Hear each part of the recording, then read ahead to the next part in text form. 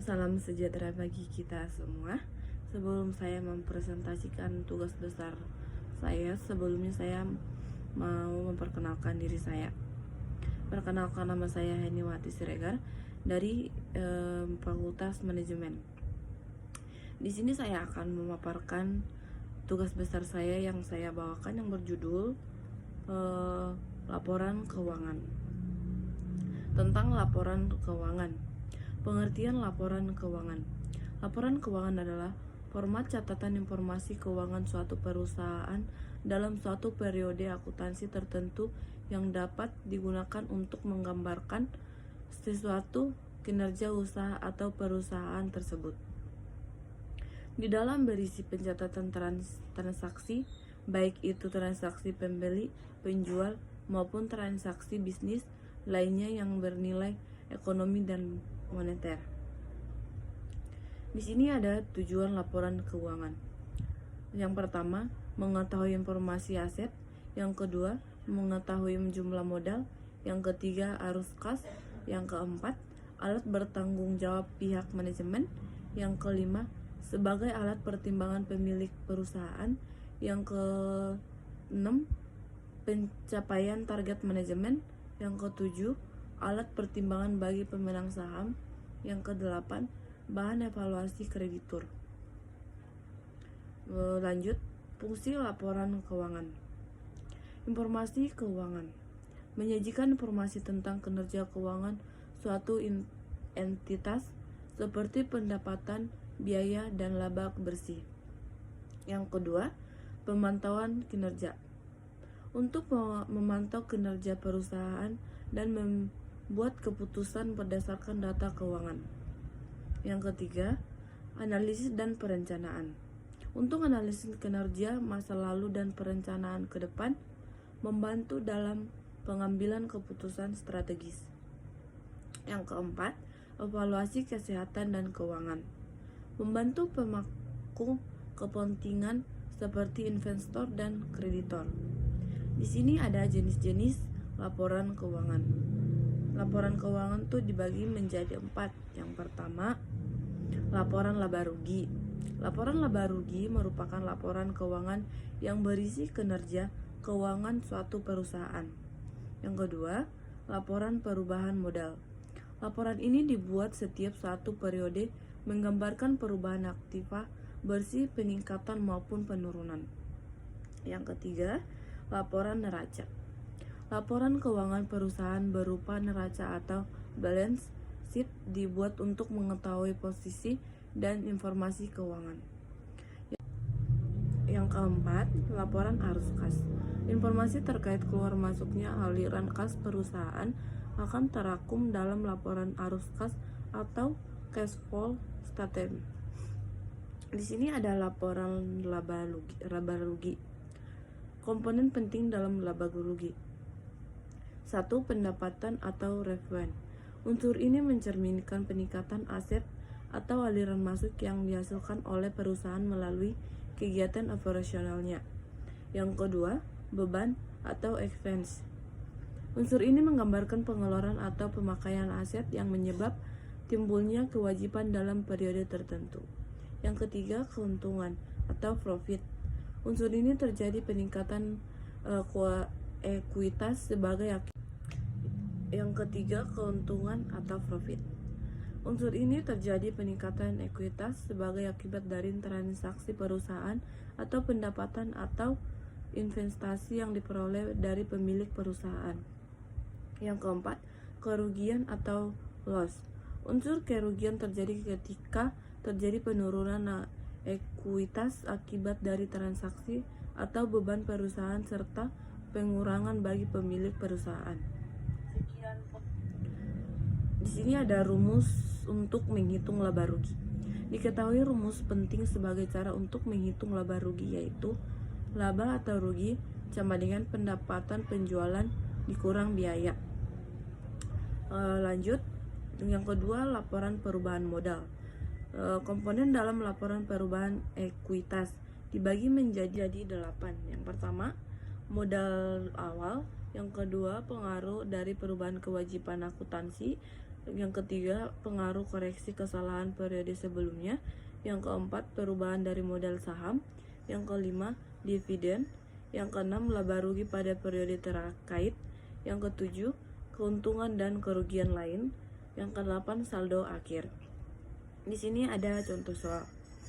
Contoh soalnya sebagai berikut. PT Simpang Kanan memiliki modal awal sebesar Rp 2 juta yang ditanam pada awal tahun 2021. Sepanjang tahun tersebut terjadi penarikan modal atau FRIPE senilai 30 juta. Diketahui laba bersih setelah pajak PT Simpang Siur pada akhir tahun 2021 adalah sebesar 20 juta. Di sini ada penyelesaiannya sebagai berikut. Modalnya 200 juta, laba bersih setelah pajak 20 juta, FRIPE 30 juta, modal akhirnya 150. Berdasarkan laporan tersebut, saldo akhir PT Simpang Kanan adalah sebesar 150. Yang ketiga, laporan neraca. Akun-akun terdapat pada laporan neraca. Laporan neraca ini dibagi menjadi 10. Yang pertama, kas atau uang tunai. Yang kedua, aset tidak terwujud. Yang ketiga, investasi jangka pendek. Yang keempat, piutang. Yang kelima, biaya dibayar di muka. Yang keenam, akun utang. Yang ketujuh, biaya masih harus dibayar. Yang kedelapan, kartu kredit. Yang kesembilan, utang jangka pendek. Yang kesepuluh, utang jangka panjang. Nah, di sini ada faktor-faktor mempengaruhi neraca. Dibagi menjadi 4. Yang pertama, perubahan dalam aset dan kewajiban perusahaan, keputusan investasi dan pembiayaan, perubahan dalam harga aset atau kewajiban, perubahan dalam struktur modal perusahaan.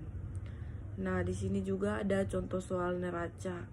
Kita bisa lihat sama-sama ya. Contoh dari aktiva. Kasnya adalah sama dengan 10 juta, piutangnya 15 juta, persediaan 20 juta, aset tetap 50 juta, total aktivanya 95 juta. Contoh untuk pasifa. Hutang usahanya 5 juta, hutang jangka panjang 10 juta, modal pemilik 80 juta, total pasifanya 95 juta.